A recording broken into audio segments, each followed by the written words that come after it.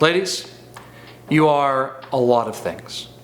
You're smart, you're interesting, you're empathetic, you're intelligent, you're resourceful, you smell amazing. But one thing you're not, at least in proportion to men, is particularly funny. Ladies, last year Forbes published its annual top earning comedians. Do you know how many women were on that top 10 list? 0. Gabriel Iglesias and Terry Fader? Who?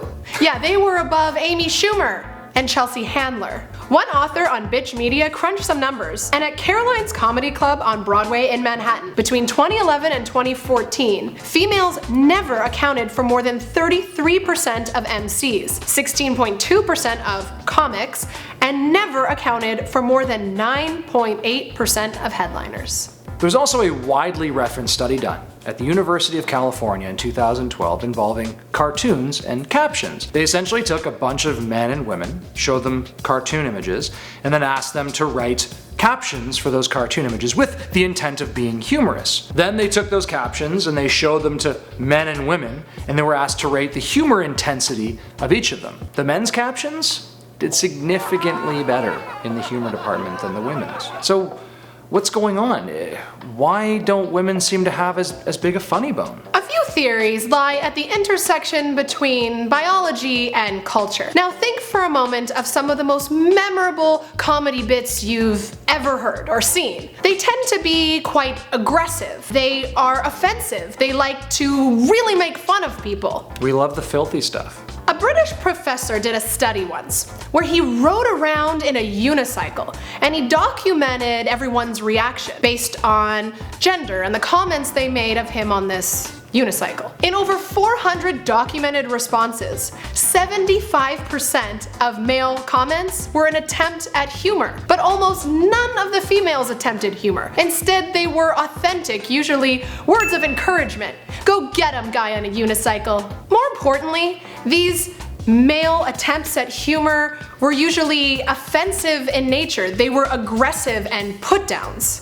These comments were not necessarily intended to insult the unicyclist, but still sort of assert a position of dominance over him. Essentially what the professor concluded was that it boils down to testosterone. Testosterone gives males that instinct to be aggressive and dominant, and no matter how you look at it, those types of jokes tend to be viewed as the funniest. There's also another thing going on here. It's kind of just It's biology, but it's also math. So remember, we've talked a lot about how the brains of men and women work differently. Particularly, women tend to access that right side of their brain, which has access to a lot of empathy. So women tend to be better at putting themselves into other people's shoes, so to speak. So if you think about it, when a guy goes up on stage and he tells a boner or a dick joke, now, a woman can't relate, but they have the ability to put themselves in his shoes and still find the first-hand humor in the story. Whereas though, if a woman gets up and does, the classic period joke, though very few still do, a man doesn't quite have that ability. They're a little bit confused and they feel distant. So when it comes down to it,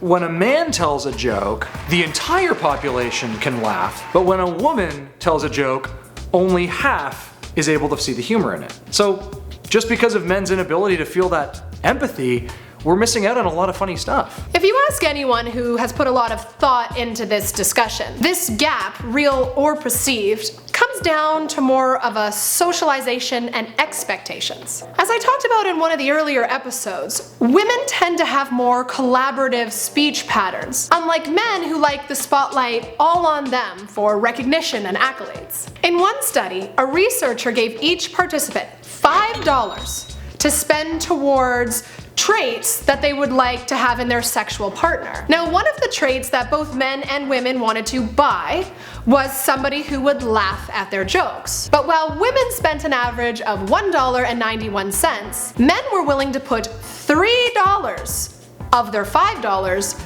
towards a mate who would laugh at their jokes. That's over half our bankroll. On one trait, us laughing at your jokes. Yeah. Much of this, of course, can be traced back to mating. Men like to showboat and peacock and perform all the time. It also turns out that humor is actually subconsciously linked to having intelligence. And actually linked, there was a study done by the New Yorker that showed that, back to that sort of cartoon test, that the people that ended up getting the funniest caption ratings were also the highest in intelligence. Back to the whole mating thing, the man knows that intelligence is attractive and intelligence is tied to humor. They might feel this natural incentive to appear smarter by being funnier. So there is this reality to it, but I think this cultural thing runs a little deeper than we really think. So remember that study I talked about where they got men and women to write captions for cartoons and then they had those captions rated for how funny they were? Well, there was a second half to that study. And in that second half,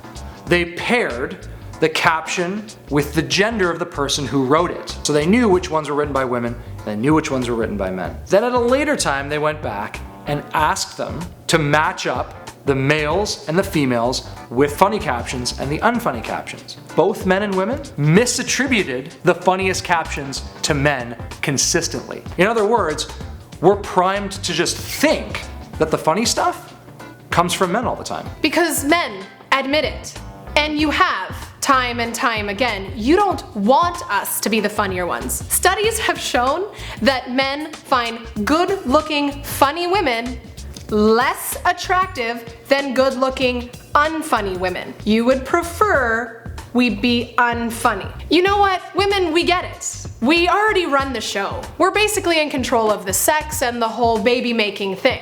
In a famous Vanity Fair article, Christopher Hitchens writes that essentially men, you need jest and mockery to relieve this anxiety of this inherent feeling of not being in control. Women are, as Hitchens writes, innately aware of a higher calling that is no laughing matter. And guys, you are also aware of this, so you know what? You can have it. You can have all the funny, and us women will just take care of all the things that are important. Sense of humor is very important to me, and I absolutely need a guy who can make me laugh. Maybe because I'm so damn busy doing all the real life important stuff that when I come home to my boo, he just needs to be like, sit down, put your feet up, and then make me laugh. I need my man to release all of those important life tensions. So guys, moral of the story, be super funny. But it's fine. If you can't be super funny, then, you know, just have a huge pecker. Yeah, that'll do.